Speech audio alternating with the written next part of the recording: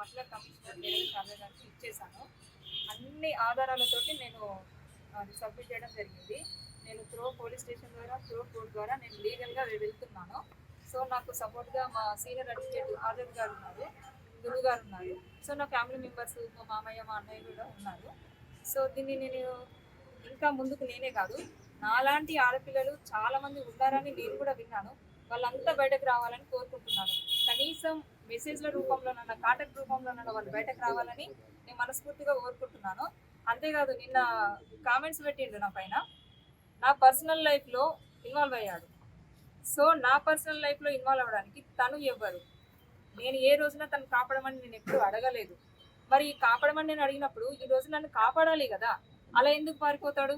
గత 20 days నుంచి నా నంబర్ ఎందుకు బ్లాక్లో పెడతాడు? అంతే కదా, ఈ వర్షిని అమ్మాయి 2 days ఇప్పుడు ఎందుకు వచ్చింది ఈ అమ్మాయి ముందుకు అని అంటున్నాడు కదా.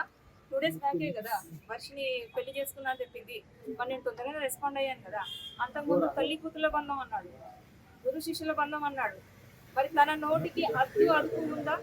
అలాంటి వ్యక్తి నా పైన ఈ తప్పుడు ఆరోపణలు ఎందుకు చేస్తున్నాడు? నిన్న నేనేదో పాయిజన్ బాటిల్ పట్టుకున్నాను అన్నాడు.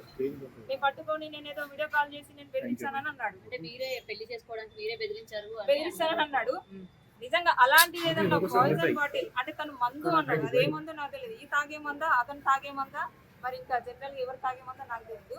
నేనైతే పాయిజన్ అనుకుంటున్నాను. ఆ పాయిజన్ బాటిల్ తాగి నేను బెదిరించానని అంటున్నాను కదా.